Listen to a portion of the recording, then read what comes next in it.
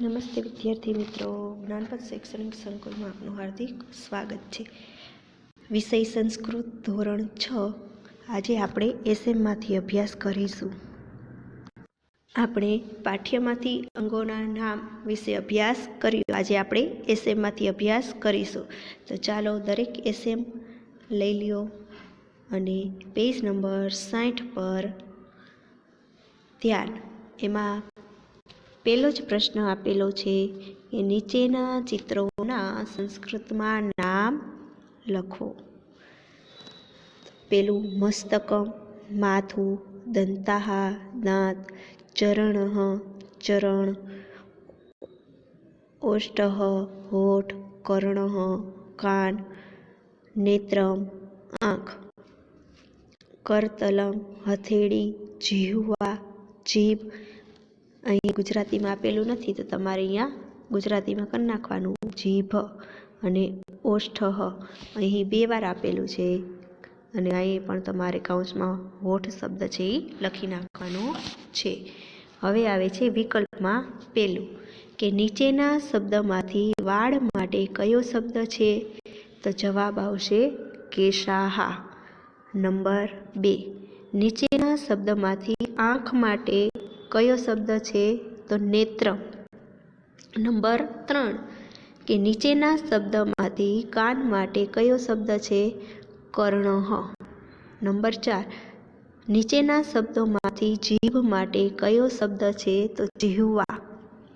Number 5 નીચેના શબ્દમાંથી નાક માટે કયો શબ્દ છે? તો નાસિકા. Page number 61. એમાં પ્રશ્ન આપેલો છે કે નીચે આપેલા વાક્યનું ગુજરાતીમાં ભાષાંતર કરો, એટલે કે અનુવાદ કરવાનું છે. તો પેલું જ છે કે આ મારું માથું છે. તો અહીં આનું સંસ્કૃત શું થશે? એતત.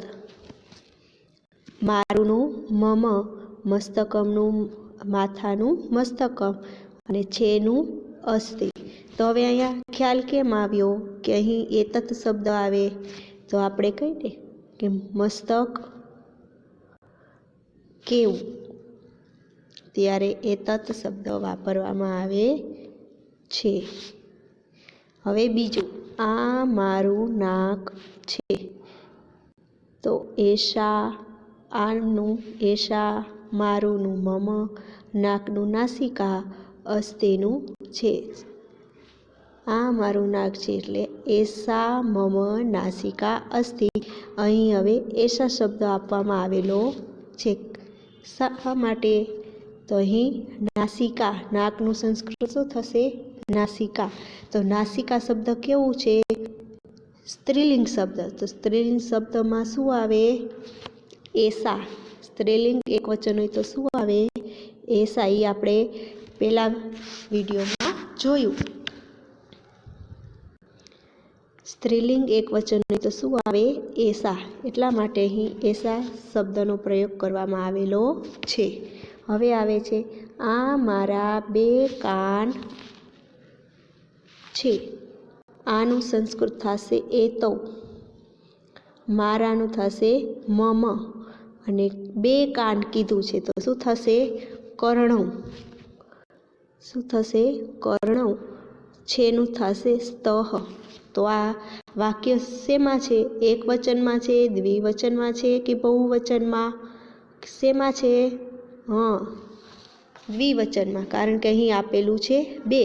તો આ વાક્ય કેવું કહેવાય? દ્વિવચન. અને કાનને શું કહેવાય છે? કર્ણઃ. તો કર્ણઃ શબ્દ શું છે? પુલ્લિંગ શબ્દ.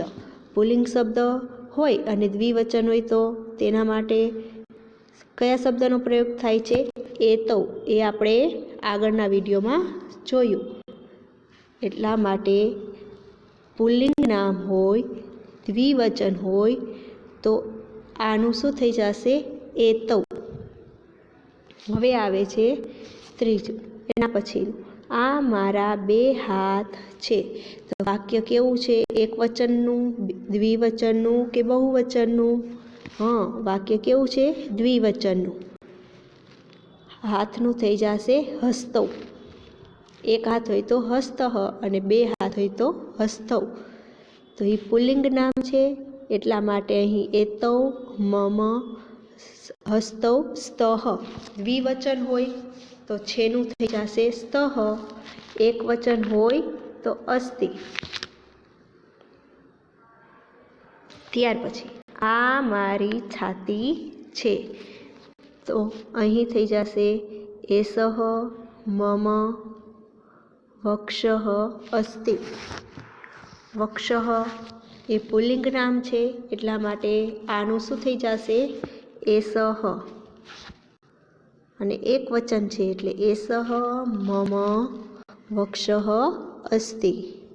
ત્યાર પછી આ મારી ડોક છે, તો ડોક એટલે કે ગ્રીવા. તો ગ્રીવા કેવો શબ્દ છે? સ્ત્રીલિંગ. તો એસા મમ ગ્રીવા અસ્તિ. આનું એસા, મારીનું મમ, ડોકનું ગ્રીવા અને છેનું અસ્તિ. ત્યાર પછી આ મારા વાળ છે, એતે મમ કેશાહ સંતિ. હવે આ વાક્ય કેવું છે? એક વચન, દ્વિવચન કે બહુવચન? તો વાળ એક કે બેની આપવામાં આવેલું છે નહીં, એટલે વાળ કેટલા હોય? ઘણા બધા. એટલે વાક્ય કેવું છે? બહુવચન. એટલા માટે અહીં કેશાહ એતે આપવામાં આવેલું છે, બહુવચન છે એટલા માટે એતે મમ કેશાહ સંતિ. છે માટેનું સંસ્કૃત શું થશે? સંતિ. ક્યારે? બહુવચન હોય ત્યારે. એક વચન હોય તો અસ્તિ, દ્વિવચન હોય તો સ્તઃ અને બહુવચન હોય તો સંતિ. છે માટેનું સંસ્કૃત થાય છે. ત્યાર પછી આ મારા ગાલ છે, એસહ મમ કપોલઃ અસ્તિ. અહીં આપવામાં આવેલું નથી એટલા માટે એસહ મમ કપોલઃ અસ્તિ. ત્યારે ગાલને શું કહેવાય છે? કપોલઃ. આ મારા બે હોઠ છે, બે હોઠ આપેલું શું થશે? એતૌ મમ ઓષ્ઠૌ સ્તઃ. ત્યાર પછી આ મારું શરીર છે, તો એતત મમ શરીરમ અસ્તિ. આ મારું શરીર છે. હવે આવે છે વર્ગીકરણ, જે તમે પાઠ્યમાં કરેલું જ હતું. મસ્તકના અંગો, ધડના અંગો અને હાથ પગના અંગો. તો મસ્તકના અંગોમાં દંતાહ, ઓષ્ઠવ, નેત્રમ, મુખમ, નાસિકા અને જીહ્વા. ધડના અંગોમાં વક્ષઃ અને ઉદર. હાથ પગના અંગોમાં કરઃ અને ચરણઃ. પેજ નંબર 62 ઉપર ધ્યાન. જોડકા આપેલા છે. નાક, નાસિકા, જીભ, જીહ્વા, પગ, પાદઃ, કાન, કર્ણઃ, હોઠ તો ઓષ્ઠઃ. એના જવાબ અહીં આપેલા છે. હવે ખાલી જગ્યા. મસ્તકસ્ય ઉપરી ખાલી જગ્યા સંતિ, કે માથાની ઉપર ખાલી જગ્યા હોય છે તો કેશાહ. નંબર 2 મુખે એકા ખાલી જગ્યા વર્તતે. મુખમાં એક ખાલી જગ્યા હોય છે તો શું આવશે? જીહ્વા. નંબર 3 નેત્રાભ્યામ અહમ ખાલી જગ્યા, કે નેત્રથી હું ખાલી જગ્યા પશ્યામી એટલે જોઉં છું. નેત્રથી હું જોઉં છું. નંબર 4 કર્ણાભ્યામ અહમ, કે કાનોથી હું ખાલી જગ્યા શૃણોમી સાંભળું છું. નંબર 5 નાસિકયાઃ અહમ ખાલી જગ્યા કરોમી, કે નાક દ્વારા હું ખાલી જગ્યા કરું છું. જવાબ આવશે શ્વાસોચ્છ્વાસમ. નંબર 6 જીહ્વાયા મનુષ્યાઃ ભોજનસ્ય ખાલી જગ્યા કુર્વન્તિ. જીભ મનુષ્યના ભોજન માટે ખાલી જગ્યા કરે છે. જવાબ આવશે સ્વાદ ગ્રહણમ. નંબર એના પછી ખરા ખોટામાં પેલું વક્ષઃ મસ્તકનું એક અંગ છે. વક્ષ એટલે છાતી. છાતી એ માથાનું એક અંગ છે તો વાક્ય કેવું છે? ખોટું. બીજું છે જીહ્વા પગનું એક અંગ છે જીહવા એટલે કે જીભ, જીભ એક પગનું અંગ છે તો વાક્ય કેવું છે? ખોટું. ત્રીજું, ઉદરમ શરીરના ધડનું એક અંગ છે. ઉદરમ એટલે પેટ, પેટ ધડનું એક અંગ છે તો વાક્ય કેવું છે? સાચું. ચોથું, નાસિકા ધડનું એક અંગ છે. નાસિકા એટલે કે નાક, નાક ધડનું એક અંગ છે તો વાક્ય કેવું છે? ખોટું. નંબર 5, કરતલમ હાથનું એક અંગ છે. કરતલમ એટલે હથેળી, હથેળી હાથનું અંગ છે તો વાક્ય કેવું છે? સાચું. અને છઠ્ઠું, દંતાહા ભોજન કરતી વખતે ઉપયોગી છે. દંતાહા એટલે કે દાંત, દાંત ભોજન કરતી વખતે ઉપયોગી છે તો વાક્ય કેવું છે? સાચું. અહીં તમે જોઈ શકો છો કે એસહ, એસા, એતત, એતૌ, એતે અને એતાની આ બધાનો ગુજરાતી અર્થ શું થાય છે? આ. પણ એસહ ક્યારે વપરાય? એક વચન હોય ત્યારે. એસા એસહ એક વચન પુલ્લિંગ હોય ત્યારે, એસા સ્ત્રીલિંગ હોય ત્યારે અને એતત નપુંસકલિંગ શબ્દ હોય ત્યારે તેનો ઉપયોગ કરવામાં આવે છે.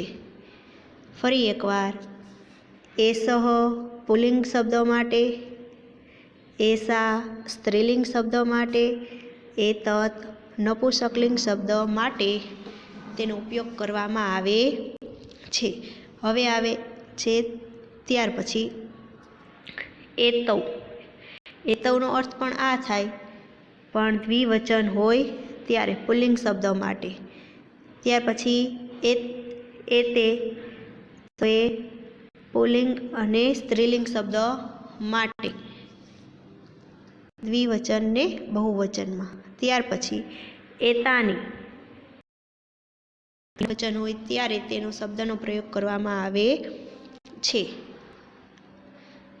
ફરી એકવાર, એસહ પુલ્લિંગ શબ્દ માટે, એસા સ્ત્રીલિંગ શબ્દ માટે, એતત નપુંસકલિંગ શબ્દ માટે, એતૌ પુલ્લિંગ શબ્દ માટે, એતે સ્ત્રીલિંગ અને પુલ્લિંગ શબ્દ માટે અને એતાની નપુંસકલિંગ શબ્દ માટે બહુવચન હોય ત્યારે.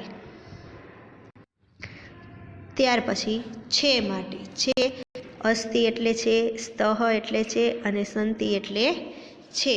એનું ગુજરાતી અર્થ ત્રણેયનો સરખો છે. અસ્તિનો અર્થ પણ છે, સ્તઃનો અર્થ પણ છે થાય અને સંતિનો અર્થ પણ છે થાય. અસ્તિ એક વચન હોય ત્યારે, સ્તઃ દ્વિવચન હોય ત્યારે અને સંતિ બહુવચન હોય ત્યારે તેનો પ્રયોગ કરવામાં આવે છે.